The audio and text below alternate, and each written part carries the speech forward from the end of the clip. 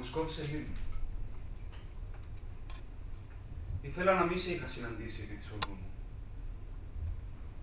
Ήθελα να μην σε είχα γνωρίσει εν το βίο.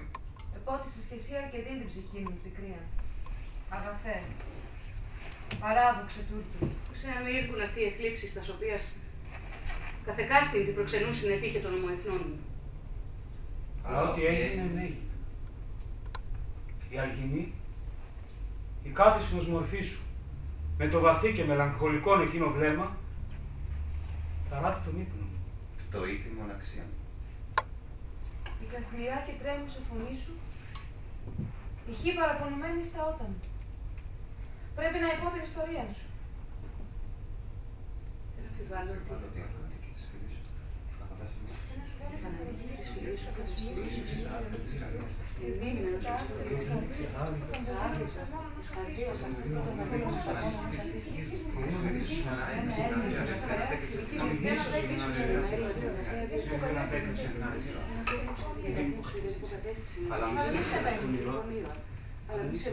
Δεν θα φερεθεί τι από την αξία σου, διότι ανεπιστεύθησης σε μέτες περιπετίας στη ζωή σου.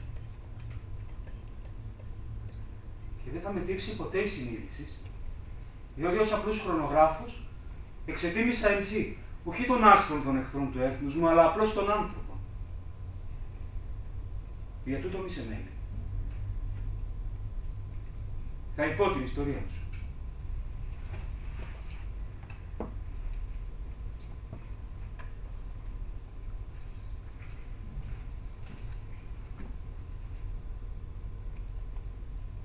Είχε παρέλθει σχεδόν το θέρος και ήτο προς εσπέρα.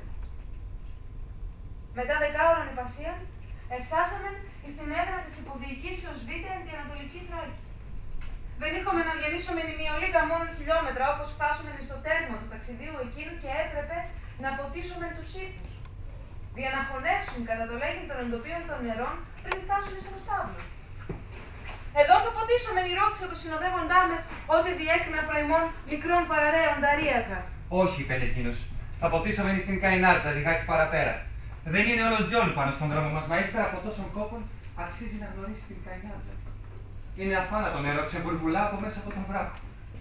Μετά μικρόν εξεκλίναμε της οδού και διασυράς λοφίσκων κατά το πλήστον συσκίων ανεξαιρέτως όμως γραφικών εφτάσαμε εις το μέρος όπερο συνοδός μου επέμενε να γνωρίσω. Αληθώς, η Καϊνάρτζα είναι τερνότατον θέαμα πηγής, οφείλουσα το τουρκικόν αυτής όνομα, στο ότι αναβλίζουσα παρέχει το θέαμα σφοδρός κοχλάζοντος λέβητος.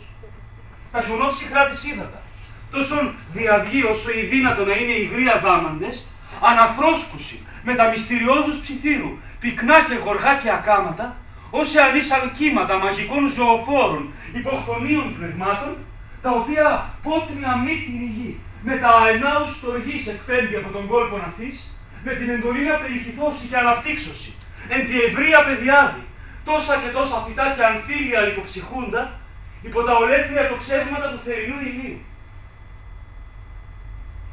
Ο καύσον της ημέρας υπήρξε υπερβολικός και η συνήθως εγυρωμένη κατά την πρωίαν και εσπέραν ομίχνη, ήρχισε να καλύπτει τα γυμνάστος στον ορίζοντα εκτάσεις, συγχέουσα προς το μέρος εκείνο των ουρανών μετά της γης. Πότε ποιόν και ληφθείς από της δροσοβόλου πηγής, επλάνησα τα βλέμματά μου επί της χωριογραφίας τάχτης.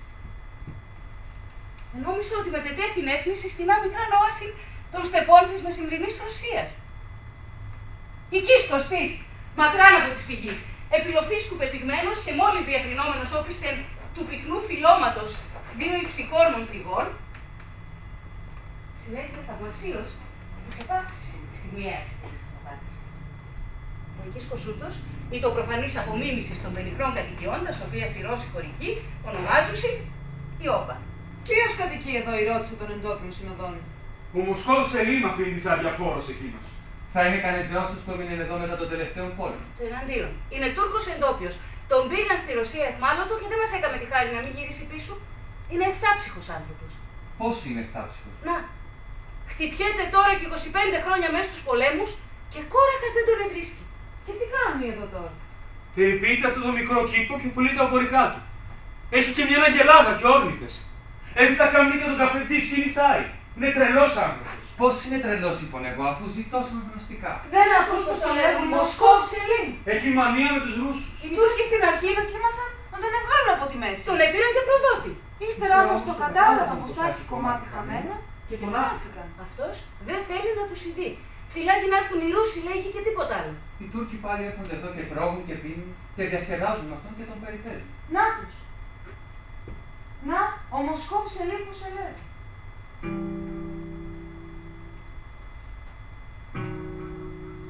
Υψηλός,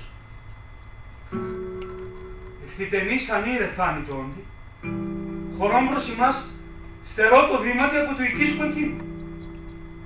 Εφαίνεται πολύ πλέον η μεσήλιξη.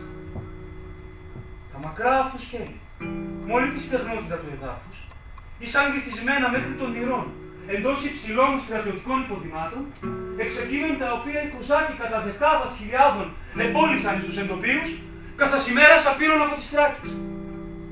Τόσο τετριμένοι ήσαν οι πάτοι αυτών, ώστε τα πέρματα του Μοσκόβ Σελίμ αντικατέστησαν ήδη προπολού το ρωσικόν δέρμα. Προς αντίθεση, έφερε ο Τούρκος ερυθροτάτη περί την οσφήν ζώνη, εις εαναρρύθμητη πτυχέ, όσα λεπάλληλα σπάργανα εκάλυπτον παραμορφούσε το άνω αυτού σώμα.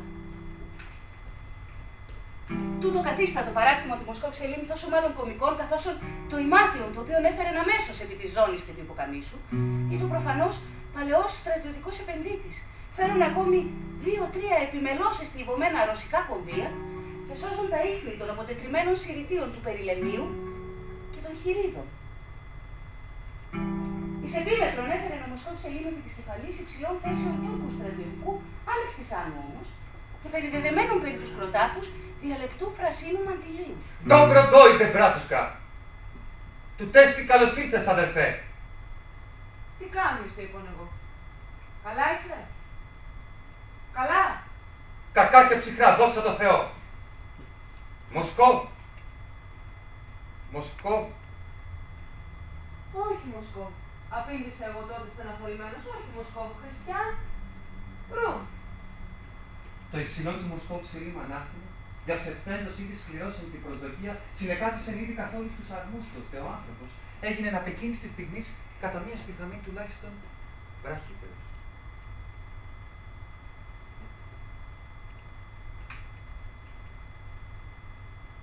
Είναι παράδοξον πως πρόσωπα τεινά, άγνωστα ημίν τέος, μπορούν να μας συναρπάσουν ενίοτε κατά την πρώτη αυτόν εμφάνιση, χωρίς να γνωρίζουμε τον λόγο.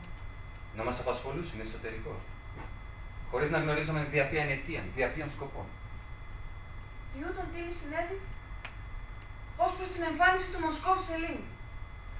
Με προσεκάλεσε να πάρω ένα καφέ και με ρώτησε πόθεν έρχομαι και τι γνωρίζω περί νέας την ως καθόδου των Ρώσων στην Τουρκία.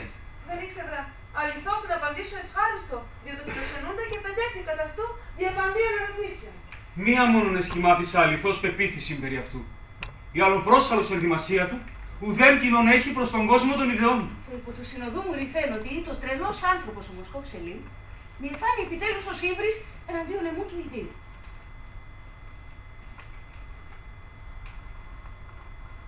Γύρισες πολύ κόσμο. Με είπε ότι ετοιμάστην να ηθεύσω. Επήγεσαι στη Ρουσία. Στη Ρουσία μόνον όχι. Το απήντησα παίζω. Τότε λοιπόν πού ποτέ δεν πήγες. Γι' αυτό δεν και γύρισες και όλα τα μέρη και ήρθες πίσω. Πάνε μια στη Ρουσία.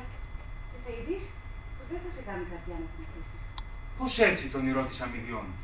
Τώρα δεν μπορούμε να κουβεντιάσουμε, είπε εκείνος. Εποτίσατε τα άλογα και δεν κάνει να στέκουν.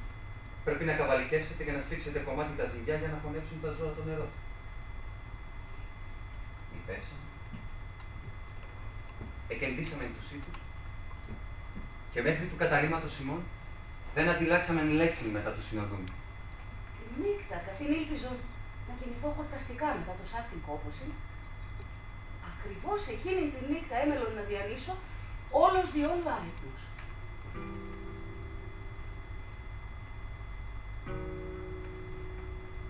Η εμφάνιση του Τούρκου παρά την Καϊνάτζαν, με την αλόκοτο αυτό ενδυμασία, με τον ρωσικών οικίσκον του τόσο ασήμαντος, τόσο γελία, εάν θέλετε, σπάσαν άλλη περίσταση, κατόρθωσαν εκείνη τη νύχτα να κατακυριεύσει τη φαντασία μου. Άκον και μη βουλόμενος, εμέτροντας μακρά της νυχτός ώρας παντία σχηματίζουν υποθέσεις και εξάγουν συμπεράσματα περί του συμπαθούς, του μελαγχολικού και συγχρόνως παραδόξως ανδρικού εκείνου χαρακτήρας. Πόσο ελευθερία είναι η συνομιλία του, πόσο αξιοπρεπής η στάση του. Που μοιάζει προς υπερήφανον έλα φωνή της, αν και φέρει το δέρμα σπαραγμένων υπό των κυνηγητικών κοινών, αν και φέρει το θανατηφόρο τραύμα στα πλευρά, κρατεί όμως ακόμη υψηλά την κεφαλήν εν το εσχάτο Χριστφυγέτο. Τι έχει λοιπόν αυτός ο παράξενος Τούρκος και μου επήρε τον ύπνο. Μου εχάλασε την ησυχία. Αχαναχτών δε κυρίως κατά μου αυτού μάλλον ή κατά του Τούρκου, η γέφτην της κλίνης όρθρου βαθέως και διασκευάσαστα της ενδυμασίας μου αψοφητή και όπως, έλαβον την προσκαϊνάλτζα ανάβουσαν. Πότε έφτασα παρά την πηγή, διέκρινα τον Μοσκόβ Σελίμ, σαρώνοντα το προάβλιο της ιδιορύθμου του κατοικίας. Νομίζω ότι και εκείνος με διέκρινεν εν το λυκόφωτη ιστάμενον παρά την πηγή, αλλά ούτε εξενίστη δια την πρόωρον εμφάνισή μου, ούτε ιδιαίτερα την ανспουδήν έδειξε ταύτην την φορά να με πλησιάσει. Διευθυντής βραδέως προς τον οικίσκο του Τούρκου, εχαιρέτησα αυτόν φιλοφρόνος και έμαθα ότι ψήνεις καλό τσάι κατά ρωσικών τρόπων το οίκον και ήρθα να το δοκιμάσω. Είμαι πολύ φίλος του τσαγιού όταν ψήνεται κατά ρωσικών τρόπων. Βάει, ανεφώνησε. Τις έκαμαν οι Ρούσοι και δεν τους αρέσεις. Άμποτε να είχαμε κομμάτι ρούσικο τσάι να πιεις και εσύ να πιω κι εγώ. Το σαμοβάρ που βλέπεις το παράγγειλα εγώ και το έκαμαν εδώ όπως μπορούσαν. Το τσάι που βράζω μέσα δεν είναι για εσένα. Το βράζω μόνο έτσι, για παρηγοριά όταν συλλογιούμαι. Μ' αρέσει σαν κάθομαι μονάχος να ακούω το νερό να μουρμουρίζει, δεν πιστεύεις? Θα σε ψήσω ένα καλό καφέ, σου έχω και δροσερούς καρπούς μαζευμένους και γάλα. Βλέπεις αυτό το λιβάδι εκεί κάτω σκεπασμένο με την καταχνιά? Να, έτσι είναι μερικοί τόποι στη Ρουσία. Ευλογημένη Ρουσία! Έμαθα πως ήσουν στην Ρωσία ανεχμάλωτο σύμφωνη στον Σελίμ. Ο Θεός να μην σε ξαναδώσει τέτοιο δυστύχημα. Άπαγε της βλασφημίας σου. Εάν επιθυμείς το καλό να ευχήσουμε εχμάλωτο στη Ρουσία. Δεν μπορώ να σε εννοήσω, είπον εγώ εκπεπληγμένος. Σε φαίνεται παράξενο, είπε εκείνος, διότι δεν γνωρίζεις την ιστορία μου. Έτσι φαίνεται παράξενο και εις τους άλλους. Ας είναι. Εάν επιθυμείς το καλό μου, ευχήσουμε εχμάλωτο στη Ρουσία. Τότε πρώτον παρατήρησε κυρίως την έκφραση με τον παλμό του εκπλησίου. Ποτέ δεν είδων οφθαλμούς τόσο βαθέως και τόσο εκφραστικός αντανακλώντας αόριστον την αθλιβεράν της ψυχής διάθεση, την οποία οι άνθρωποι συνήθως ονομάζουν πένθος της καρδίας. Ποτέ ο Σελίμ ενόησε ότι εγώ ροφώνεν το μεταξύ των καφέ μου, εμελέτωνε τα αστικό στο βλέμμα του, εχαμήλωσε τους οφθαλμούς και ενηδίασε μελαγχολικός. Εγώ, είπε, έπαθα κάτι τι από την ευγενία σου, μεγάλο θαύμα. Εκτύπησε η καρδιά μου σαν σε είδα, σε νόμισα ρούσον, μη ρωτάς πώς με φάνηκε. Βιάζεσαι να φύγεις και εγώ θα ρίξεις, ευβιαζόμουν περισσότερο. Κι όμως, σαν έφυγες και ύστερα, με ήρθε ένα παράπονο γιατί δεν μπόρεσα να σε κρατήσω. Με ήρθε μια επιθυμία να σε ειδώ, να σε μιλήσω, μεγάλο θαύμα. Ήτο μια συνεννόηση των ψυχών μας, το είπαν. Και εγώ δεν μπορούσα να ησυχάσω πριν επανέλθω να σε είδω. Αλήθεια, ανεφώνησε ο Σελίμ με τα παιδικής χαράς. Καλά λοιπόν το λέγουν πως δύο άνθρωποι μπορούν να είναι τόσο ξένοι μεταξύ τους, και όμως οι ψυχές τους να είναι αδέρφοι. Και χαμηλώσασο λίγο με την φωνή, ο Σελίμ απήγγειλε με τα θρησκευτικής ευλαβίας θα του πέρσω πλήγο. Από τη γη στα σκότη, άτυχη ψυχή τον ουρανό κοιτάζει. Μια άλλη ψυχή βλέπει τ' άστρα, ευτυχή που την γλυκοματιάζει. Το ξέρουν μεταξύ του. Είναι συγγενείς. Μα τους χωρίζει η μαγμένη ατιμής. Εσύ είσαι διαβασμένος άνθρωπος, εξακολούθησε η Σελίμ, αναλαβών το πρώτερον ύφος. Για πες μου στο Θεό σου. Δεν είναι αλήθεια πως και οι πέτρες που είναι στον κόσμο, αν έβρισκαν κάποιον να πουν τα τέρκια τους, θα ήσαν ελαφρότερες? Πολύ αλήθεια, είπαν εγώ. Πολύ αλήθεια. Αυτό το φαντάζομαι, είπε ο Σελίμ, γιατί νιώθω την καρδιά μου να γίνεται ολονένα και βαρύτερη από τα τέρκια, τόσο που καμιά φορά μου φαίνεται πως έγινε πια πέτρα. Άλλον, από αυτό το κρύο το νερό που ξεβουρβουλά από τον άψυχο τον βράχο δεν έχω ποιο να εμπιστευτώ τον πόνο μου. Μα και αυτό καμιά φορά Φαρής δεν θέλει να μ' ακούσει και ώστε να γυρίσω να το ειδώ, περνά και φεύγει. Αν μπορώ να ακούσω εγώ τα τέρκια σου, Σελίμ αγάτου είπων, υπόσχομαι να μείνω εδώ να ακίνητος, αμίλητος. Τι κρυφό πόνο έχεις στην καρδιά σου? Δεν έχω κανένα κρυφό να σε διηγηθώ, με είπε τότε, ή Κανένα ντέρτι που δεν μπορούσαν να ακούσουν κι άλλοι. Μα για τους άλλους ο Μοσκόφ Σελίμ είναι άνθρωπος σχεδόν τρελός. Τι θέλεις να τους πω, πώς θες να με καταλάβουν. Γι' αυτό σας σε είδα επήρα να πνοεί το στήθος μου. Τέτοιος άνθρωπος, είπα μέσα μου, θα είναι καλός καθώς η Ρούση. Σ' αυτό να μπει στον πόνο σου, είναι σαν να τον είπες σε όλο τον κόσμο. Έτσι δεν μπορεί κανείς να με κατηγορήσει πλέον. Διαδηλώνω. Διαπροδότη. Διότι όπως σε το χάραξα πρωτήτερα, έτσι έχω απόφαση και να το κάνω. Άμα πατήσουν άλλη μια το ποδάρι τους οι Ρούσοι στην Τουρκία, εγώ θα πάγω με το μέρος τους. Θα γίνω σύμμαχός τους. Θα πάγω στον τόπο τους και δεν θα έρθω πίσω. Έχω δίκιο. Έχω άδικο. Θα το καταλάβεις όταν ακούσεις την ιστορία μου. Ο Σελίμ, αφού επί την ώρα έμεινε συλλογισμένος ως εάν προσεπάθη να συγκεντρώσει τις δυνάμεις του, εχαμήλωσε ερημόνους τους οφθαλμούς και ήρχισε να διηγείται με τα φωνής ασθενούς και παλωμένης, όσο σε ανεξήχητο αποχαλασμένου μουσικού οργάνου.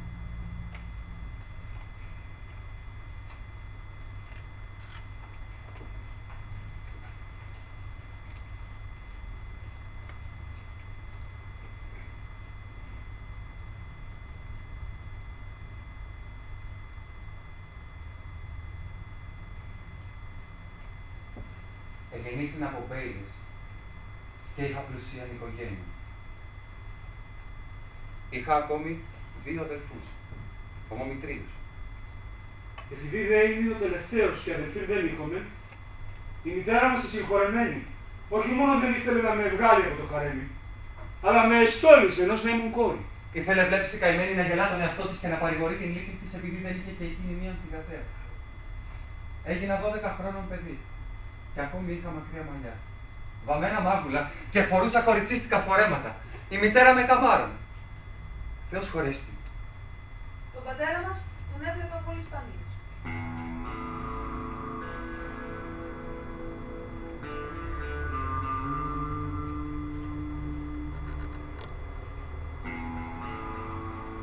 Ήταν υπερήφανος.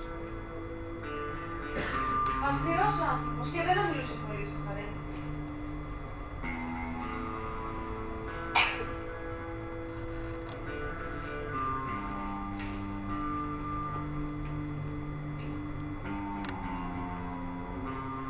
Εμένα ποτέ δεν με πήρε στην ποδιά μου να με χαϊδεύσει. Θα δεις πως με συχαίνονταν όταν με έβλεπε με μακριά μαλλιά και κοριτσίσια ρούχα. Ποτέ δεν με χάρισε τίποτε και πάντοτε με ονόμασε με εμπεχτικά παρονόματα. Ήταν όμως και παλικαράς άνθρωπος. Αγαπούσε πολύ τα άλογα και τα όπλα και περίπεσε τα γυναικίστικα πράγματα. Εγώ μέσα μου τον ελάτρευα και επιθυμούσα να γίνω σαν εκείνον. Οπλισμένος καβαλάρης. Το βλέπω πως δεν μ' αγαπάς εμένα. Με είπε η μητέρα μου μια ημέρα ενώ χάιδευε τα μαλλιά μου. Καημένο παιδί. Δεν το ξέρεις πως ο πατέρας έχει τώρα και άλλη γυναίκα. Πως εμάς δεν θέλει πια να μας γνωρίζει. Αν πας και εσύ μαζί του, εγώ θα ποθάνω, το ξέρεις. Μα έχει και μορφωάδη ο πατέρας, είπα εγώ τότε σαν παιδί. Έχει και χρυσά πιστόλια στη μέση, γι' αυτό έχει και άλλη γυναίκα. Καλά. Είπε η μητέρα μου ύστερα, αφού εσκέφθη πολλή ώρα λυπημένη.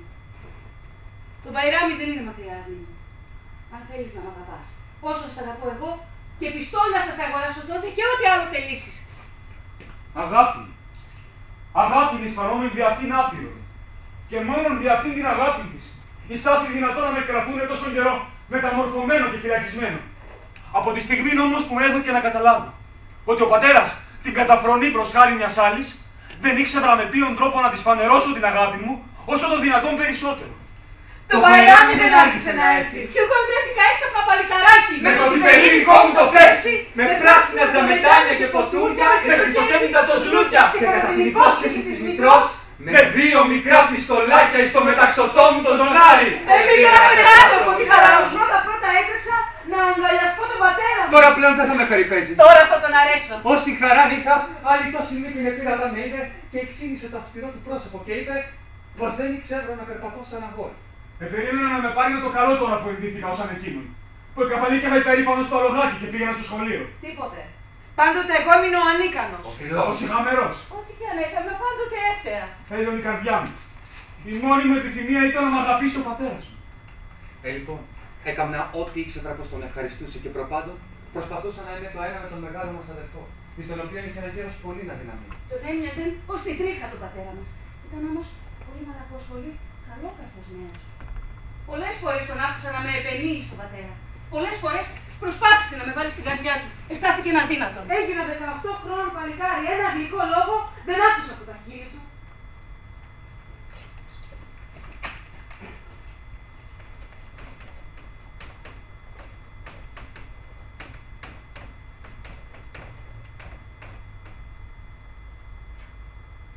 Εκείνη μια μέρα ήρθαν να κληρώσουν στρατιώτας.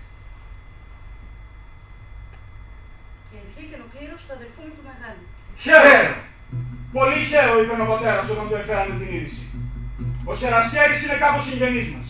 Και αφού κυσμένη σου ήταν να γίνεις στρατιώτης, θέλω να γίνεις μεγάλος στα στρατιωτικά.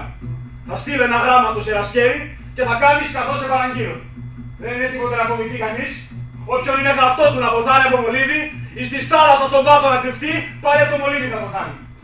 Ακούω έξω μπροστά του μπελέκι. Είναι ο σύλληπτοι μας έχουν την διδασκελά σου, Νάιτε! Πήγαινε να βρεις τους συντρόφους σου. Ο πατέρας εγύρισε το πρόσωπό του από την άλλη μεριά.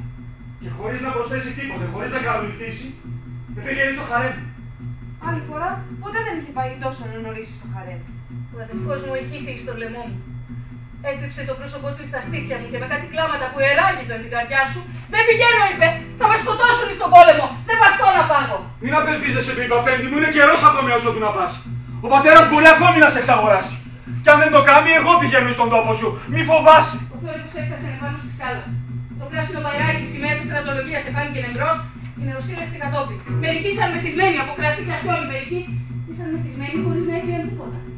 Όλοι όμως εφαίνονταν χαρούμενοι και ας μην ήσαν καθόλου. Έλα, αδερφέ Χασάνη, φώναξε ο σημειοφόρος. Η βασιλεία μας δίνει 8 μέρες διορία να χαρούμε όπως θέλουμε πριν έχουμε στα σκέρι. Έλα!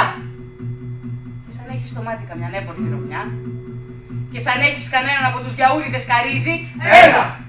Να καιρός τώρα να βγάλεις το άκρη σου. Ό,τι και αν κάνει κανείς τώρα, όλα σχορεμένα. Ο καημένος ο αδερφός μου. Έμοιαζε του πατέρα μας στην όψη, σκληρός και άγριος απ' έξω. Κανένας δεν επίστευε πόσο μαλακός, πόσο ήμερος ήταν στην καρδιά. Και ήρχονταν να τον πάρουν αρχηγόν τους διαδαρμούς και σκοτωμούς, διακλεψιές και περπατιές που ελογάριασαν να κάνουν. Εκρέμασε το κεφάλι του και τους ακολούθησε. Δεν ήρθε να κοιμηθεί στο σπίτι. Το πρωί ευγήκα να πάω να τον πάρω. Δεν πήγα πολύ μακριά να απαγγεκτάρεις με 5-6 νεοσυλλέκτους κατά πόδι του με κρεμασμένα κεφάλια και αυτός ο τείχος δικός μου, αυτός ο τείχος δικός σου τόσο μεθυσμένοι ήσαν. Πού είναι, Χασάν, ο αδελφός μου, τον ρώτησα. Πήγε στον διάβολο, μου είπε εκείνος βραχνά. Άφησε τα συντρόφια του και πήγε στον διάβολο. Ετοιμαζόμουν να προχωρήσω όταν είδα τον δούλο ενός πλουσίου νέου. Ο αδελφός μου ψες το βράδυ ήταν με τον αφέτη σου, του λέγω. Ξέρεις που είναι τώρα. Πάλε με εκείνον είναι, απήντησε εκείνος και κλείσε πονηρά το ένα μάτι. Μα πού είναι στο κονάκι σας? Θεός φυλάξει, λέει αυτός. Τέτοια φτερουγιασμένα πουλιά μες στο κλουβί, τι θέλουν. Δεν έχω διάθεση να πω ούτε σε χαμάρες σου, του λέγω τότε. Ξέρεις να με πεις τι έγινε, αδελφός μου. Ξέρω, είπε εκείνος τότε με αυτάβια. Έγινε λιπόστρατος.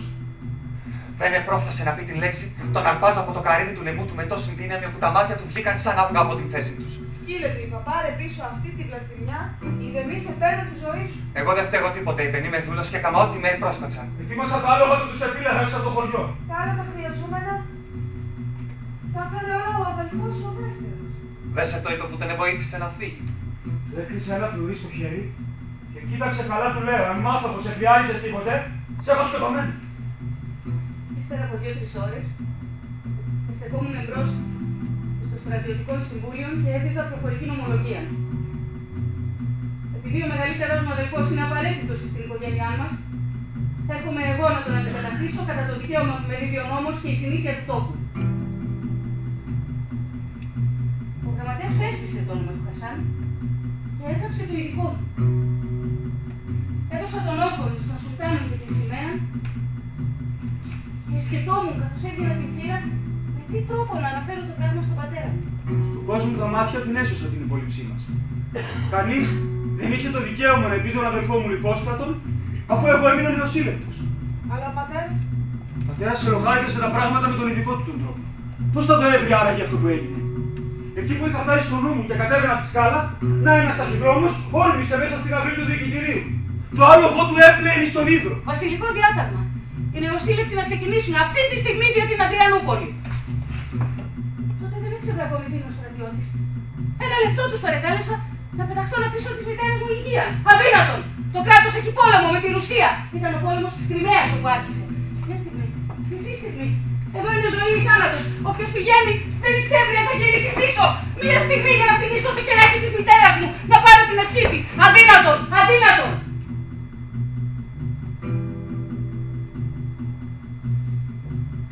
Μας έβγαλαν στην αυλίδια να αναχωρήσουμε. Διέκρινα τον δεύτερο μου αδελφόν μέσα στο πλήθος. Δεν ήξερε τι έκανα εγώ στο μεταξύ και απορούσε πώς εστέκουμουν στη σειρά με τους νεοσυλλέκτους. Ο πατέρας είπε σαν ήρθε κοντά μου. Με έδωκε ένα γράμμα και ένα κουκκί να τα δώσω του Χασάνη.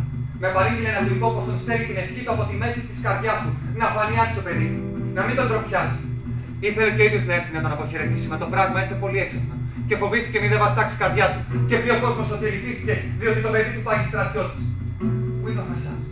Εσύ ξέρεις πολύ καλά πως ο Εφέντης, ο αδελφός μου, είναι εκεί που δεν έπρεπε να είναι, είπε, από τότε και είναι με τη σύμπραξή σου. Οι χωροφύλακες θα σταλούν κατόπιν στους λιποτάκτας με αυστηρή διαταγή να τους πιάσουν. Εσύ που ξέρεις το καταφύγιό τους, τρέξε να σώσεις τον αδελφό μας. Δεν ξέρει κανείς πως έγινε λιπόστατος, διότι εγώ πριν ζητηθεί εκείνος εδώ κατακρίνει και έγινα δεκτός. Καθώς με βλέπεις, εις αντικατέστασή του. Εις τον πατέρα να πεις πως φιλώ το χέρι του με δάκρυα και παρακαλώ να με δώσει την ευχή του. Υπέρ του εγώ επανεκάλεσε τον Χασάνη να με αφήσει να πάω στη θέση. Ήξερε πόσο τον αγαπά ο πατέρας και δεν ήθελα να τον στερηθεί στα γυρατεία του. Αυτά επρόφθασε που το είπα, όταν έξαφνα εσήμανε η τρομπέτα. Πάρε αυτό το δαχτυλίδι, είπα, και δώσ' το της μητέρας μου. Δώσ' της το δαχτυλίδι. Όταν χωρεί τη διαμαντόπετρα που αστράφηκε ανάμεσα στο μάλαμα, ας με θυμάται. Ας χαρεί πως βλέπει το παιδί της. Η τρομπέτα σήμανε πάλι.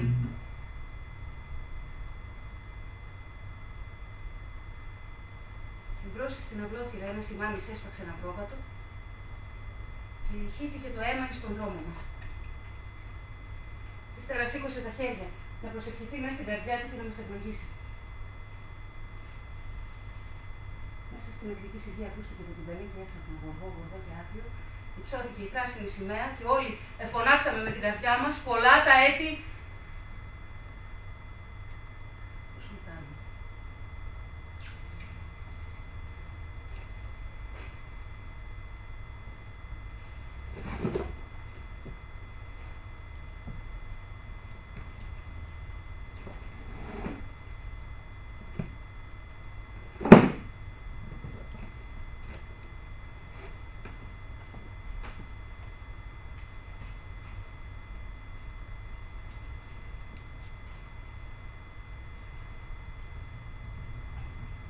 Έτσι εμβήκα εγώ που με βλέπεις στα στρατιωτικά. Δεν θέλω να σε πω ένα προς ένα όσα μου ήρθαν στο κεφάλι τόσων καιρών που διοίκησε ένα πόλεμο στη Κριμαία. Τους πόνους και τις στερήσεις και τις καπουχίες τις έχω κάνει χαλάλι στον αφέντη μου τον Σουλτάνο. Χαλάλι και το αίμα όσων μου εχύθηκε νευρώσει στην Σιλίστρια. Χαλάλι και το έκανα. Καθώς κάνει η μάνα στο τέκνο της χαλάλι το γάλα που το βίζαξε. Ένα πράγμα μόνο με κάνει σαν πέτρα στην καρδιά. Ήταν το πρώτο που με πήκανε. Αυτό δεν μπορώ να το ξεχάσω. Αφού δηλαδή διώξαμε τους Ρούσους από τη Σιλίστρια, ευρέθηκε πως είχα μια κακιά πληγή η οποία δεν μπορούσε να γιατρευτεί μονάχη, καθώς με γιατρεύτηκαν οι άλλες. Με πήγαν μέσα στο φρόριο στο νοσοκομείο. Πρέπει να έχασα πάρα πολύ αίμα, διότι λιγοθύμησα και πολλές ημέρες δεν ήμουν στον εαυτό μου. Όταν άρχισα κομμάτι να αισθάνομαι και να καταλαμβάνω τι μιλούν γύρω μου, ακούω να αναφέρεται συχνά πυκνά το όνομά μου. Προσέχω με τον νου καλύτερα. Ήταν μια ιστορία.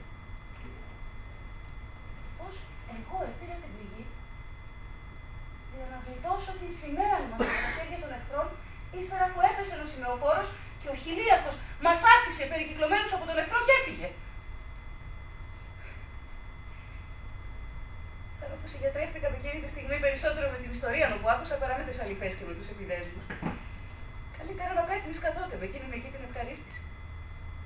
Ένας ιατρός, θαρώ πως ήταν Φράγκος, με έδωκε να εννοήσω ότι έγραψαν στον Σουλτάνο τον Εφέντη μας και θα με βάλει ένα παράσημο επάνω στην πληγή μου άμα γίνω καλά και σηκωθώ, διότι είμαι καλό παλικάρι. Με όλα αυτά θα δεις πως ήταν γελάσματα για να γιατρευτώ μια ώρα γρηγορότερα. Όταν εθεραπεύτη η πληγή μου και βγήκα από το νοσοκομείο, βλέπω το χιλίαρχο το λιποτάκτη. Πού να τον γνωρίσω? Τον επροβίβασε ο Σερασκέρης 3 βαθμούς και τον εκρέμασαν ένα τρανό παράσημο διότι έσωσε τη σημαία από τα χέρια των εχθρών. Μόλις με αναγνώρισε, με γνέφει να τον πλησιάσω. Σήμερα, είπε, φεύγει ένα απόσπασμα για το Βαλκάνι να κτίσει οχυρώματα. Θα πας κι εσύ μαζί να σκάφτεις και να κουβαλάς χώμα. Άιντε να μην σε δουν τα μάτια μου άλλη φορά εδώ πέρα. Αυτή ήταν η ανταμοιβή και το παράσημο μου. Ο Φράγκος, ο γιατρός, μου το φανέρωσε. Οι 3 βαθμοί προβιβασμός και το παράσημο εστάλθηκαν από τον Σουλτάνο τον Εφέντη μας, για τον νόστης έσωσε τη σημαία του από τα χέρια του εχθρού. Μα ο φαρμακέρης εκείνος ο χιλιάρχος ήταν συγγενής με μια ευνοουμένη του Σερασκέρη. Και όχι μόνο ως λιποτάκτης δεν ετιμωρήθη, αλλά και παρασημοφορήθη. Και προβιβάστη με το αίμα που έχισα εγώ την ώρα που εκείνος έφευγε. Ενώ σου ήμουν άρρωστος, ελογάριαζα να γράψω στον πατέρα μου πως κάτι τι κατορθώσα κι εγώ στον πόλεμο. Ήμουν βέβαιος πως θα εφρόντιζε για την προαγωγή μου τώρα καν. Ήταν άνθρωπος που αγαπούσε την Ανδρεία και το θάρρος. Ο Σερασκέρης ήταν συγγενής μας πάντοτε. Και ό,τι υπεσχέθη ο πατέρας των μεγαλύτερων μου αδελφών όταν εκκληρώθη, μπορούσε τώρα να το κάνει διαμένα. Μα όταν έμαθα τι θα υπεί να έχει συγγενή το Σερασκέρη, είπα μέσα μου ας λείψει. Πάλι είχα γράψει. Θα έπαιρναν τουλάχιστον μια είδηση πως είμαι ζωντανός. Διότι από αυτή την εποχή και ύστερα Όλα μου ήρθαν τόσο ανάποδα. Ώστε δεν αισθάνθη δυνατό να στείλω ένα γράμμα στην πατρίδα μου. 7 σωστά χρονάκια υπηρέτησα τον Βασιλέα τότε. 7 παράδες στο κεμέρι μου δεν είχα όταν με δώσανε την άδεια να επιστρέψω στο σπίτι. και δεν το λέγω αυτό από παράπονο. Εμείς και οι δικοί μας, η ζωή και η περιουσία μας είναι όλα κτήμα του Εφέντη μας του Σουλτάνου. Και είναι χαρήρη και ευτυχία όταν εξοδεύονται στην υπηρεσία του. Ο Σουλτάνος, από έλεος και ευσπλαχνία δια των λαών του, διέταξε δια τον κάθε στρατιώτη, καθώς τον παίρνει δια τον τοβλέτη από την πόρτα του σπιτιού του, έτσι να τον γυρίζει πάλι πίσω. Εμένα που μαθήκαμε γυμνό σχεδόν και ανυπόδητο, 12 ημερών δρόμο μακράν από τον τόπο μου, τι ήθελες να κάνω? 3-4 φορές μόνο με εφυλάκησαν αυτά τα κνόδαλα οι υπάλληλοι της βασιλείας, διότι δεν ήξεραν να διαβάσουν το χαρτί που κρατούσα στο χέρι μου και με έπαιρναν για κλέφτη. 3-4 φορές δοκίμασαν να με σκοτώσουν ως κατάσκοπον. Επιτέλους εγώ, ο οποίος πήγα τόσο υπερήφανος, τόσο αφοσιωμένος στη στρατιωτική υπηρεσία, γύριζα τώρα ταπεινωμένος εις τον τόπο.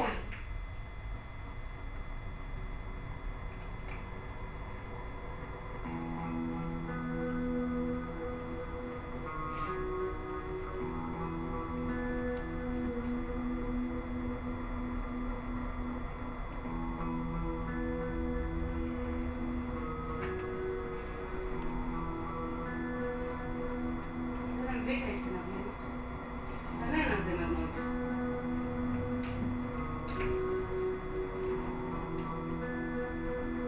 Μα πίστεψέ με, μήτε εγώ εγνώρισα κανέναν. Πως και αυτά τα κτίρια έγιναν αγνώριστα. Οι βρύσεις μέσα στην αυλή εστήρευσαν.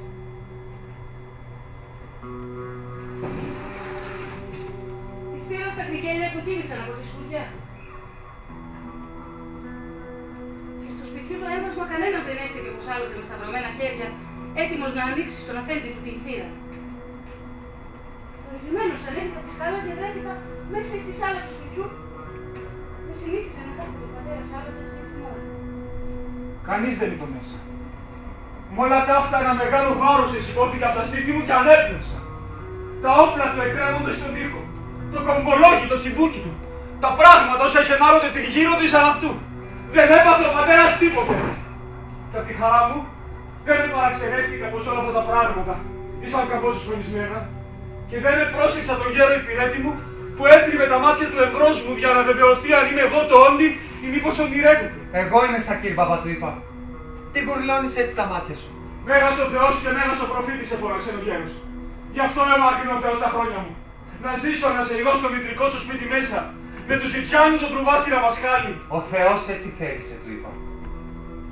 Όποιος δουλεύει τον βασιλέα και τον σουλτάνο τον αφέντη μας πιστά και άξια, μπορεί να γυρίσει καλύτερα στο σπίτι του. 1000 φορές να έγινε. 1000 φορές, παιδί της ψυχής μου, να μην την είχες κάνει αυτή τη δούλεψη στη βασιλεία, για να μην είχαν δει τα μάτια μου αυτά που είδαν έως τώρα. Ήταν γραφτό Σακύρ, μπαμπά του είπα τότε. Πού είναι ο Χασάν, ο αδερφός μου? Πού είναι ο πατέρας μου? Αμέ να δώσεις είδηση στη μητέρα μου στο χαρέμι να μου ανάψουν το λουτρό. Και είπε στο Χασάν αν θέλει να με κάνει συντροφιά στο Λούσι. Ακούς? Ω Σελίμ, Σελίμ. Δεν ξέρεις λοιπόν τίποτε?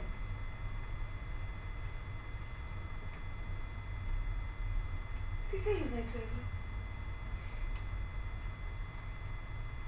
Είσαι ο πρώτος άνθρωπος που βλέπω στο σπίτι μας ύστερα από τόσα χρόνια. Αχ, παιδάκι της ψυχής μου, ανέκραξε ο γέρος και άρχισε να κλαίει. Ο αδελφός σου, ο Χασάν,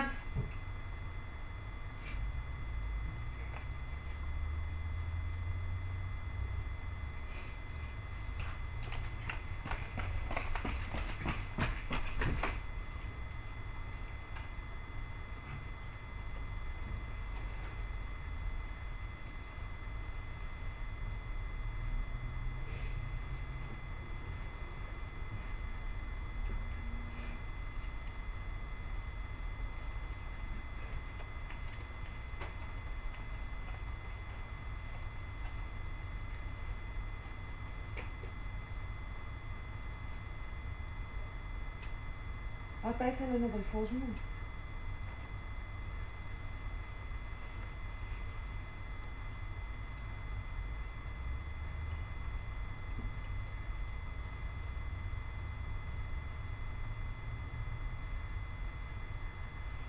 Απέθανε ο αδελφός μου.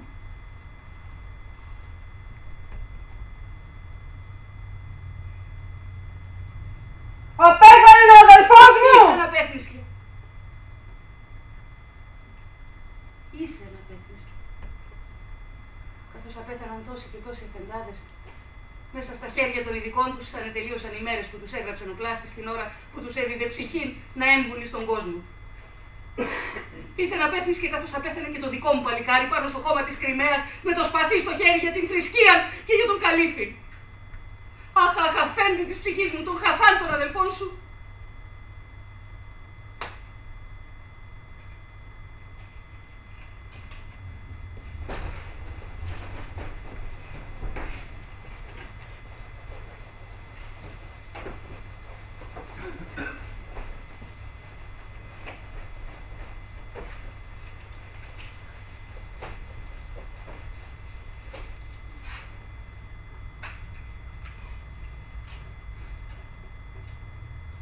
Σαν τον αδελφόν σου, τον σκότωσαν. Τον σκότωσαν άδικα των αδίκων. Όταν ο γέρος υπηρέτης μπόρεσε να κρατηθεί από τα κλάγματα, τότε μπόρεσα να μάθω τι συνέβη στο σπίτι μας από την ώρα που το άφησα εγώ και ανεχώρησα. Το εξηγούμε σύντομα. Μόλις εμείς οι νεοσύλλεπτοι είχαμε φύγει, καθώς είπα, άρον, παρουσιάζεται ο πατήρ μου στο δικαστήριο και καταγγέλει τον αδελφό μου, τον Χασάν, ως λιπόστρατον, ως λιποτάκτη. Ο κριτής και ο μουφτής τον ευεβαίωσαν πως δεν μπορεί να είναι ο Χασάν λιπόστρατος, αφού εγώ, ο αδελφός του, επισήμως έδωκα ομολογίαν και τον αντικατέστησα κατά τον νόμο και κατά τη συνήθεια. Έχω μάρτυρας επέμενον ο πατέρας μου, ότι ο ιός μου, ο υπόχρεος, η στρατιωτική υπηρεσία, Εδραπέτευσε στα βουνά με ένα άλλο σύντροφο τη νύχτα και δεν εγύρισε ο πίσω έως τώρα. Και επειδή εγώ στην οικογένειά μου δεν είναι δυνατόν να ανεχθώ το ότι ούτων όνειδος, το απαιτώ να συλληφθεί και ο ιός μου όπως πας λιπόστρατος, να υποφέρει διπλασία την ποινή και να αναγκαστεί συντηροδέσμιος να εκτελέσει το καθήκον του. Πώς? Εχθρού ποδάρι πάτησε το χώμα του εφέντη μας του Σουλτάνου και ένα παλικάρι, το οποίο ως τώρα μεγάλωσε με τα αγαθά που μας χαρίζει η ευσπλαχνία του εφέντη μας, που εμεγάλωσε με το παράδειγμά μου. Λιποστρατεί και φεύγει. Όσο για τον Σελίμ των αδελφών του, αυτό συμπορούσε να αντικαταστήσει καμία κορασίδα στα καθήκοντά της, μα όχι το Χασάνι στον πόλεμο. Ό,τι έκαμε το έκαμε για λογαριασμό του. Εγώ ούτε ανέχομαι, ούτε αναγνωρίζω τίποτε. Υπάτησε τον νόμο και απέκρυψε τον λιποτάκτη. Είναι δικό σας χρέος να τον τιμωρήσετε. Πλέον άγνοι. Οι πλέον ομοβόροι χωροφύλακες εστάλησαν στα βουνά που εκρύπτετο ο Χασάν με τον σύντροφό του. Αλλά οι νέοι ήσαν οπλισμένοι και αντιστάθηκαν και πλήγωσαν ένα χωροφύλακα. Τότε οι άλλοι ρίχτησαν επάνω τους οσών τα σκυλιά. Ο ένας νέος επρόφθασε και τους ξέφυγε. Τον αδελφό μου τον βρήκανε ακουμβημένον στο μετερίζι του. Αιματόφυρτον, σκοτωμένον. Η σφαίρα του τρύπησε το μέτωπο εκεί που εσημάδευε. Όταν πήγε η είδηση στον πατέρα δεν έδειξε καμία άλλη. Είναι ο Θεός που εθιάμβευσε, είπε. Ας πάρουμε και άλλοι τους παράδειγμα. Τα γραφτά δεν γίνονται άγραφα. Ήταν γραφτό του να αποθάνει από μολύβι. Δεν πήγε στον πόλεμο και πήγε στα χαμένα.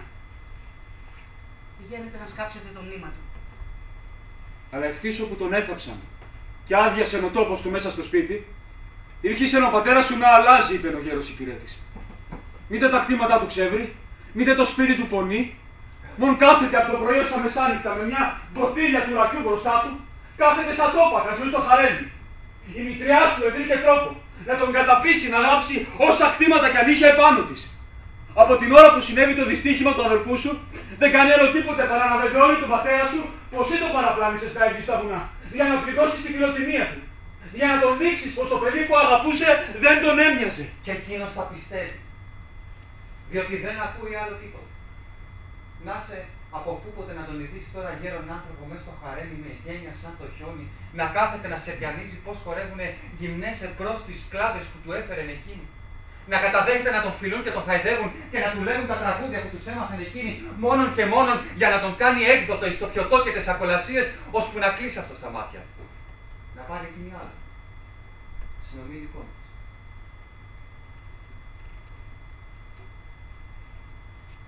Ότι την πτωχή μου τη μητέρα έκανα εγώ τότε. Φαντάζομαι πόσο φαρμάκι την ποτίζουν όλα αυτά τα πράγματα. Καλή μου τη μητέρα.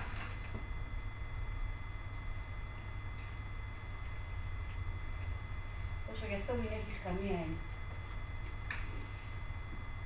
Εκείνη, ας έχει δόξα ο Θεός, δεν φοβάται πλέον από πίκρες. Όταν διάβηκες εσύ έτσι, χωρίς να σε ειδεί, χωρίς να σε μιλήσει, με φώναξε και με το είπε. Εγώ, Σακύρ παπά, με είπε, αυτή την πίκρα δεν θα την βαστάξω. Ύστερα ήρθε και το δυστύχημα του άλλου του παιδιού της. Θα δεις και η κάθε μέρα έτρωγε από πάνω τη υγεία τη ζωή και την εκκλησίαζε στον τάφο. Ένα διαμάντι δαχτυλίδι που είχε στο δάχτυλό τη, τη εφαίνεται ότι εφόλωνε όλο ένα περισσότερο. Δεν το έχω σε καλό αυτό το θόλωμα, με είπε. Η ζωή του παιδιού μου τρέχει κίνδυνο. Είναι πληγωμένο, είναι τιμοθάνατο. Εμάγνησαν τα μάτια μου να βλέπω τους δρόμους από πού θα έρθει το παιδί μου. Το δαχτυλίδι που με άφησε δεν μπορώ πλέον να το διακρίνω αν θέλει. Ύστερα το έβγαλε από το λευκό της το δάκτυλο και το έβγαλε στην κυρκασία που κάθονταν στο προσκέφαλό της. Να με λέει, της είπα. Σε είχα σκλάβα αγορασμένη, μ' αγάπησες και με περιποιήθηκες, σαν να ήμουν μητέρα σου. Εμπρός στον Θεό και σε αυτούς τους μάρτυρας, σε δίδω την ελευθερία σου. Κρύψε το δαχτυλίδι που σε δίδωσαν τα μάτια σου. Αν είσαι εσύ, λιότερο από εμένα τυχερή, και έχει ο πίσω το παιδί μου, ο εφέντης μου, σε αφήνω στον τόπο μου να τα αγαπάς και να το περιποιήσει. Είναι βαριά ξενιτεμένη και θέλω σαν έλθει στο σπίτι μου να μην με βρεθεί ορφανωμένη. Σε κομμάτι αποκοιμήθηκε. Σε κομμάτι. Ακούσαμε από το σελαμλίκι των γυναικών τα κλάβματα. Η μεγάλη μας Χανούμισσα παρέδωκε στο Θεό το πνεύμα της.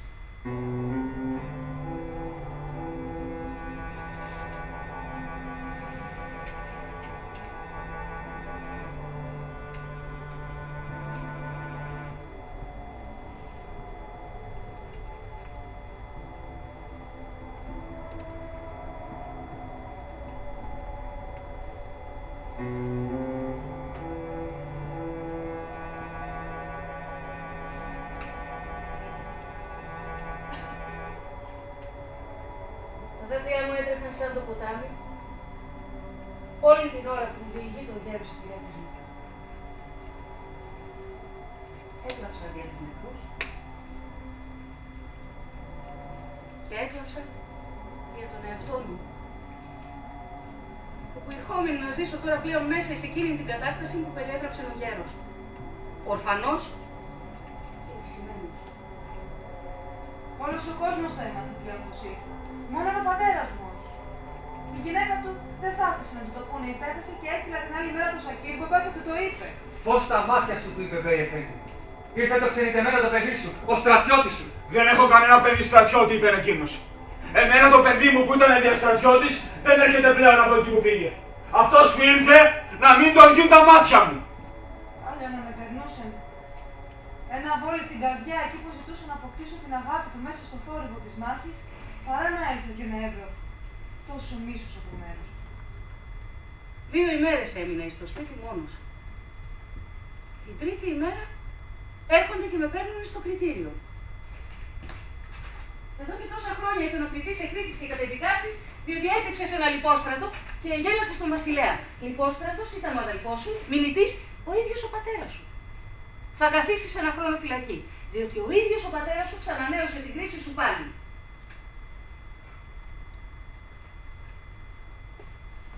Σπάσαν άλλη περίσταση, θα ήξερα να απαλλαχτώ από τη αυτήν καταδίκη. Θα ήξερα να βάλω τα 2 πόδια του πλητού σε ένα παπούτσι. Αλλά εδέχτηκα την καταδίκη στο κεφάλι μου επάνω, για να γίνει του πατέρα μου το θέλημα. Ο χρόνος σε περνούσε. Και όσον εκκλησίαζε στο τέλος, τόσο εσφίγγεται η καρδιά μου. Θα ήμουν λοιπόν καταδικασμένος να ζήσω μέσα ή στο σπίτι μας. Μήπως αυτό δεν είναι το τάχατε διεμέ χειρότερα από φυλακή. Εκεί μανθάνουμε έξαφνα πως έγινε επανάσταση στην Ερζεγοβίνα. Δεν έχασα καιρό. Ένα βαρβάτο άλογο από τον Σταύρο, μια σημαίνει αρματοσιά και δρόμο. Ο Σακύρμαβας πολλές φορές έβρικε τρόπο να με πενέσει της Μελέικας στην ευμορφιά και την καλοσύνη. Μια μυστική φωνή το έλεγε στην καρδιά μου. Σε αυτή την κόρη εδώ και η μητέρα στο δακτυλίδι, αυτή θα είναι το κισμέτι σου. Μα δεν ξέρεις πως μου ήλθε όταν ήκουσα τον πόλεμο. Θα πάγω να ζητήσω το κισμέτι μου μέσα στη φωτιά και τον καπνό της μάχης ακόμη μια. Σπιτικιά ζωή. Η ευτυχία της οικογένειας δεν έγινε γραφτίδι εμένα. Και πήγα.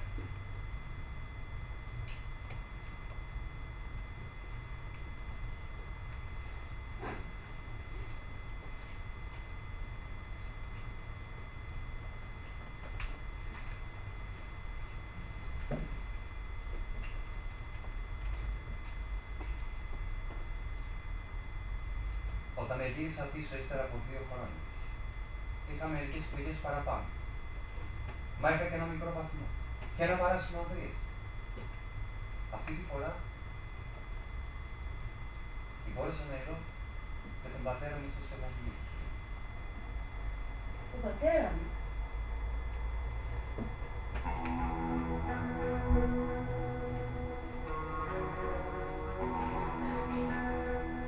Αν δεν με είχε γεννημένο, δεν θα τον εγνώριζα. Έτσι τον ιδιόρθωσε η νέα του γυναίκα. Όταν μπήκα μέσα και φίλησα το χέρι του, και σήκωσε τα βαθουλά του μάτια και με κοίταξε.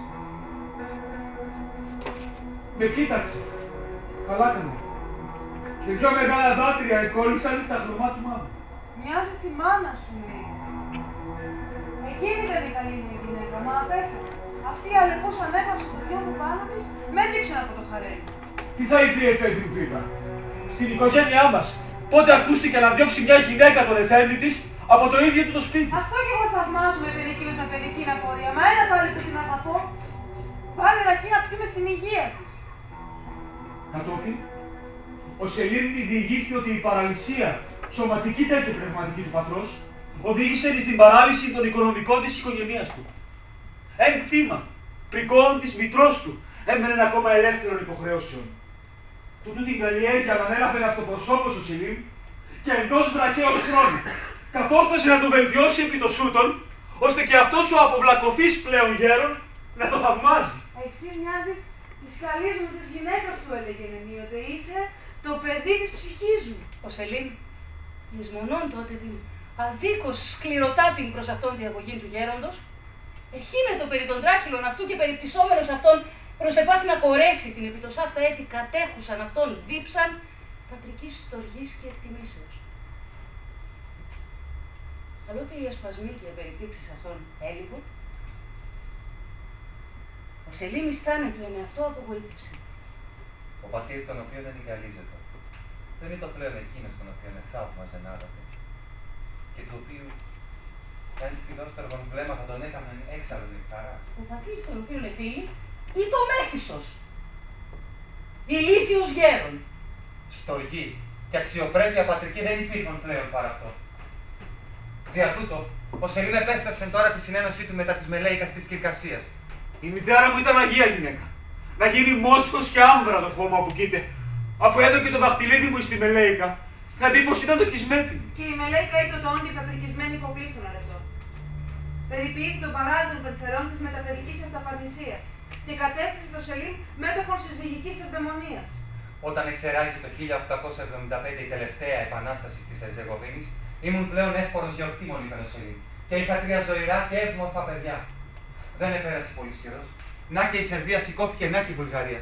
Η Βασιλεία προσκάλεσε νεφέδους. Θυμούμαι πως δεν ήταν ακόμη η σειρά μου, μα όταν έμαθα πως ετοιμάζεται και η Ρουσία, δεν περίμενα σειρά. Αυτοί ζητούν να μας εξολοθρεύσουν, έλεγα, από τη γη στο πρόσωπο. Και εγώ, αν είναι βολετό, και ζωντανούς τους τρώγω. Το νερό και η φωτιά μπορούν να κάνουν φιλία μεταξύ τους και να έχουν ο Μόσκοβος και ο Ισλάμ ποτέ! Για να κόλλησε στον πόλεμο.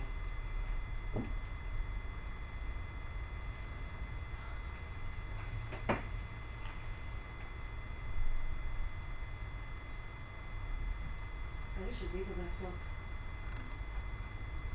Ύστερα από τόσο και τόσο σκοτωμό μέσα στα Βαλκάνια να ζήσω, για να πάνε να με κλείσουν μέσα στην Πλεύνα. Πλεύνα. Εσύ με έφερες το νου μου εις τον τόπο του. Μάρτυρα έχω τον Θεό πως όταν έφτανα στην Πλεύνα ήμουν ως σαν μεθυσμένος, ως σαν τρελός. Ύστερα από της Κριμαίας τον καιρό, πρώτη φορά ξαναβλεπαρούσες εμπρός μου. Καθένας τον με φαίνεται 7 φορές κακότερος από τον διάβολο. Αρχιεχθρός του γένους, πανάθεμά τον έλεγα. Εδώ θα το χορτάσω, είπα πλέον, το μίσος το αχόρταβο. Εδώ θα τους εκδικηθώ αλίπητα τους Ρούσους, τους εχθρούς μας, τους αγρίους, τους ασπλάχνους. Μα το γραφτό είναι γραφτό. Κανένας δεν τα αλλάζει.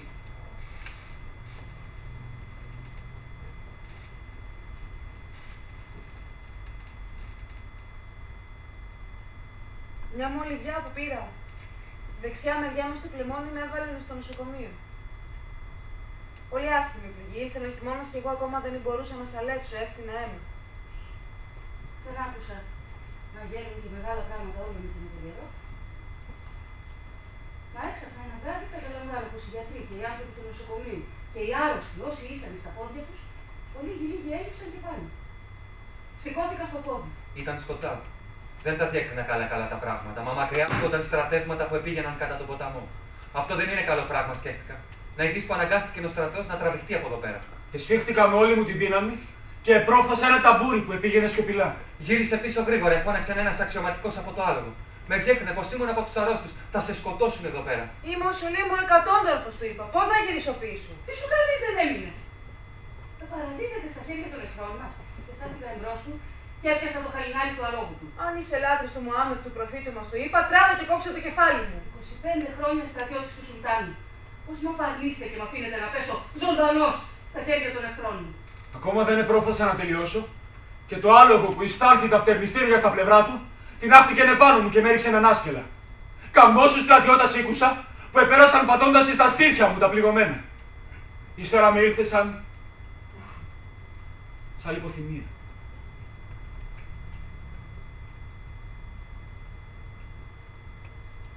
Όταν ήρθα στον εαυτό μου, ευρέθηκα εις ένα φορητό νοσοκομείο. Έμαθα πως ήμουν αιχμάλωτος των Ρώσων και εγώ και όλοι όσοι ήμεθα στην Πλεύνα. 40.000 στρατιώτες.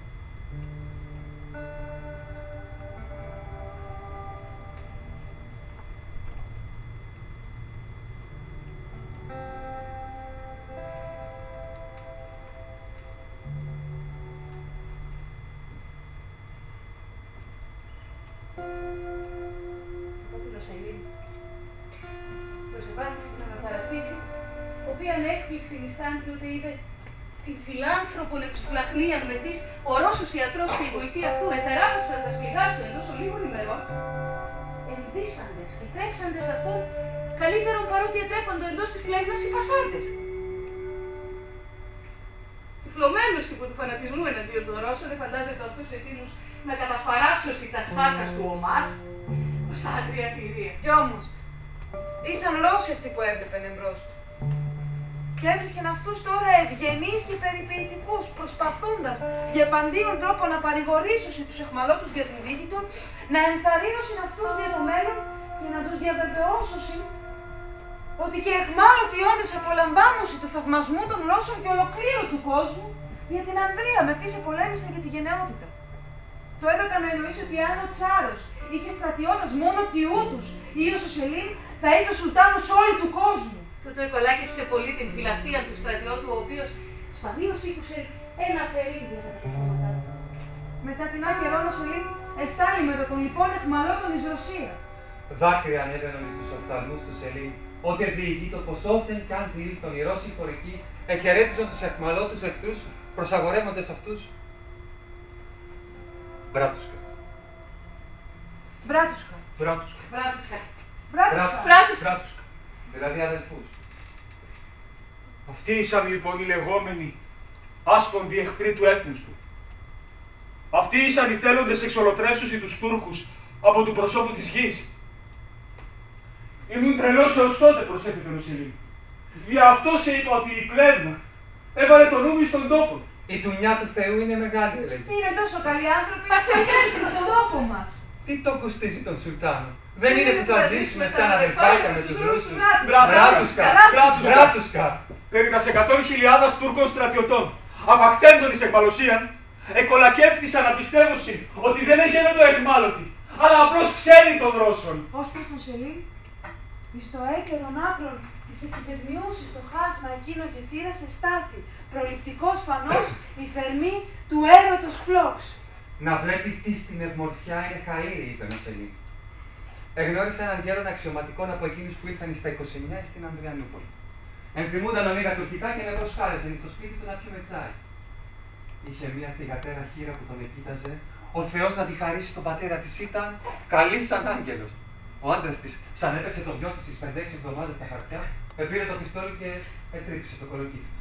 Η εύνορφη Παυλόφσκα εσούσε το κεφάλι και το δάχτυλο πως δεν είναι καλή η Ρούση διότι μεθούν και παίζουν κουμάρι. Ενώ ο Σελήν που δεν πίνει, που δεν παίζει κουμάρι. Χαρασό, χαρασό. Και το έλεγε με μια γλυκιά φωνή, με κάτι βλέμματα, τι να σε υπώ. Ήταν ωραία η γυναίκα μου, με λέει. Ωραία και καλή. Μα τι να σε είπα.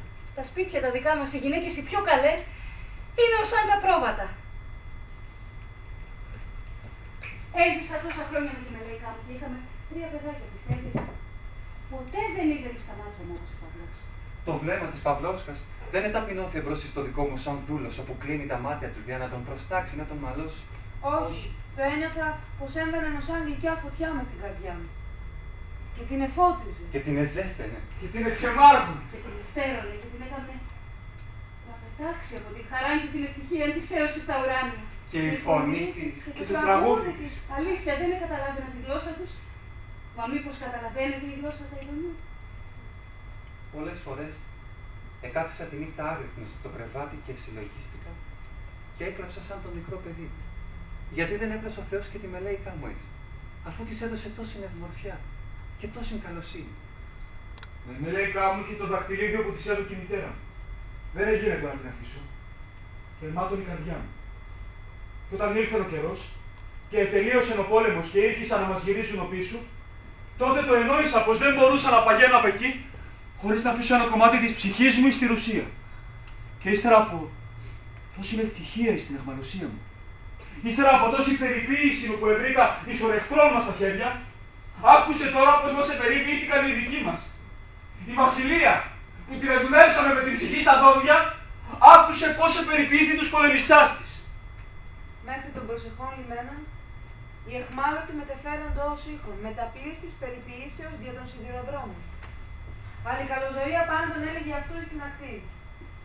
Αυτού εις την ακτή, υπεχρεούται ο έκαστος αιχμάλωτος να αφήσει ό,τι είχε ρωσικόν επάνω του, να ενδυθεί τα πιναρά εκείνα αράκι, τα οποία έφερε τόσων καιρών επί των πεδίων της μάχης, και ούτω η μήγυμνη και αδικόδικη πλήστη, επεβιβάζοντος τη βαζόμενη κατά εκατοντάδας και χιλιάδας επί των αναμενόντων εθνοπλίων.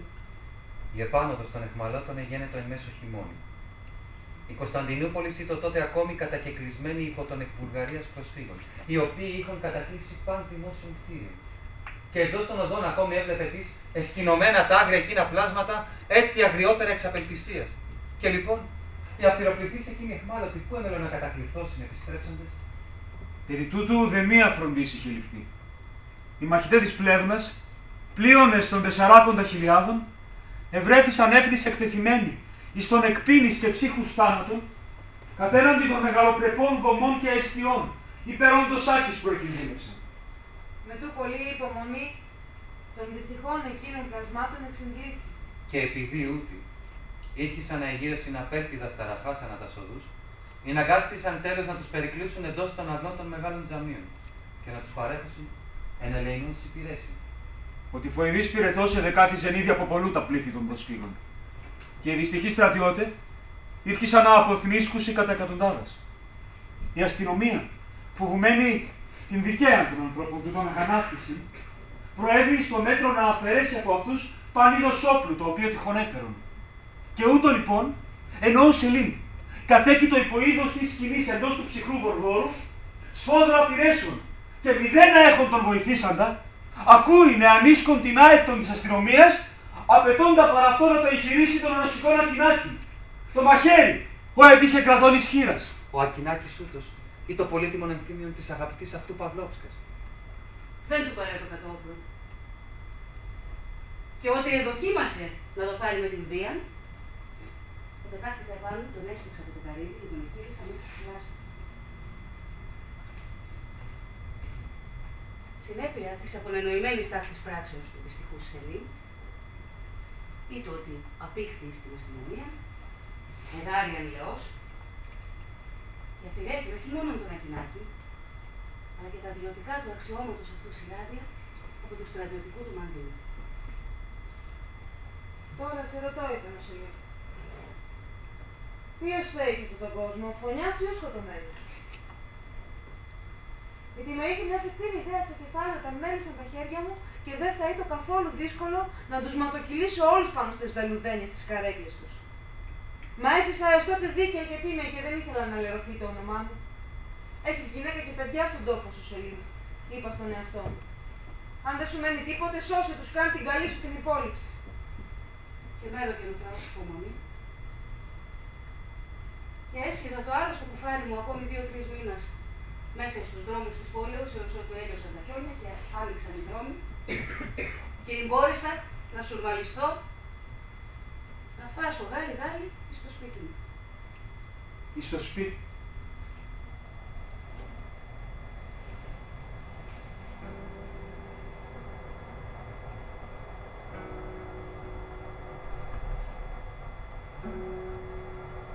Έτσι χαρούσα τα λέγω. Πως έρχομαι στα παιδιά μου, στη γυναίκα μου, να κοιταχτώ, να γιά. Το σπίτι. Όταν εμείς προστατεύαμε τον θρόνο του Σουλτάνου εκεί από τα Βαλκάνια, οι εφέντιδες που έμειναν να κυβερνούν τον τόπο επάτησαν χριστιανικά χωριά. Εχάρασαν τόση ζωή, άρπαξαν τόση περιουσία. Όταν όμως έπεσε η Πλεύνα και εγείθηκε ο Μόσχοβος εδόθε από τα Βαλκάνια, τότε το ενόησαν πως θα τους έβγουν εξίδια από τη μύτη τους τα κακουργήματα που είχαν κάνει. Και αφήκαν τα σπίτια τους στα νυχτά και γκρεμλίστηκαν στην πόλη για να γλιτώσουν τη ζωή τους. Ο πατέρας μου δεν έζητο ούτε πλέον. Τον έφαγε το ρακί που έπινε. Θεός χωρέστο. καημένη η γυναίκα μου, λεπιστηνάθηκα αβοήθητη για να βοηθήσω τον το βλέπει. Σαν έμαθε πως έρχεται ο Μόσκοβος, εσμίχθηκε και εκείνη με τις άλλες οικογένειες και έφυγε στην πόλη. Το τι συνέβη και κατόπιν το συμπεραίνεις εύκολα. Οι χριστιανοί, όσοι ήσαν μέσα στα βουνά Φευγάτη, σαν έμαθαν πως έφυγαν οι Τούρκοι, γύρισαν πίσω και έδωγαν στα σπίτια μας φωτιά για την εκδίκηση. Οι Τούρκοι που εφεύγανε μέσα στο χειμώνα έμειναν οι μισοί πριν φτάσουν στην πόλη. Και όταν πήγαν εκεί πέρα, πολύ δεν επερίσσεψαν για να γυρίσουν πίσω. Η πείνα, το κρύο και η ελληνική μορφάνεψαν εκεί από τα παιδιά μου και από τη γυναίκα μου. Μπροστά στο θρόνο του Σουλτάνου, που τον επροστάτευσα τόσες φορές με τη ζωή μου, ξεψύχησαν 3 παιδιά και μια γυναίκα πριν έρθει το εξέλι τους και αυτά ήταν δικά μου. Ήταν το μόνο που μου έμεινε σε αυτόν τον κόσμο.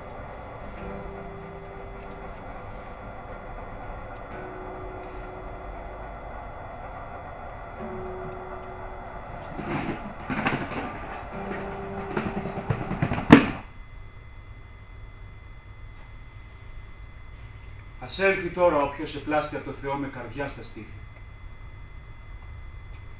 Ας έλθει να τον κατηγορήσει το Σελίμ για τα φρόνηματά του. Σήκωσε ο Θεός το μερχαμέτι του από αυτόν τον τόπο δια τις κακίες των Εφέντιδων και των Αγάδων. Γι' αυτό δεν θέλω πλέον να εξεύρω τίποτε. Ο λίγα χρόνια που με χάρισε ένα ακόμη ο Θεός είναι κυσμέτη μου και είναι δίκαιο να τα ζήσω πλέον όπως μου αρέσει. Πώς μου αρέσει να ζήσω. Αυτό από κανέναν δεν το έκρυψα. Μόνον τα αίτια δεν θέλουν να γνωρίσουν. Δια αυτό με παίρνουν για ανόητο. Και ίσως θα με πάρουν δια κακών και δια λιποτάκτην, όταν ακούσουν ότι ο Σελίμ ο εκατόνταρχος πήγε με το Μόσχο. Αυτό κανείς δεν θα τολμήσει να το είπε, σε βεβαιό του είπα. Τώρα που έμαθα εγώ την ιστορία σου, κανείς δεν θα το είπε.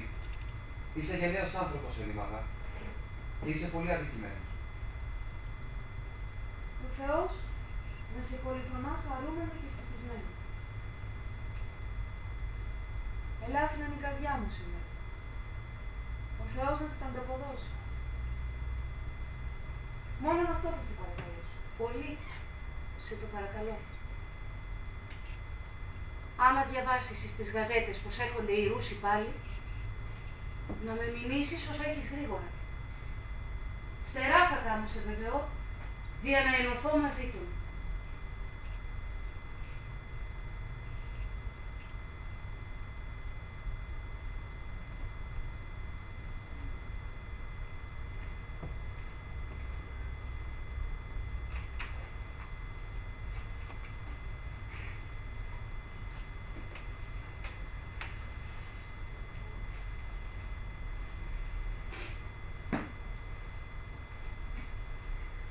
Ότε τον απελθόντα Σεπτέμβριο επανήλθον εκ της πρωτευούσης στην υποδιοίκηση Β, είχε συντελεστεί υπό των Βουλγάρων το πραξικόπημα της εκφρονήσεως του Βάτενμπεργκ.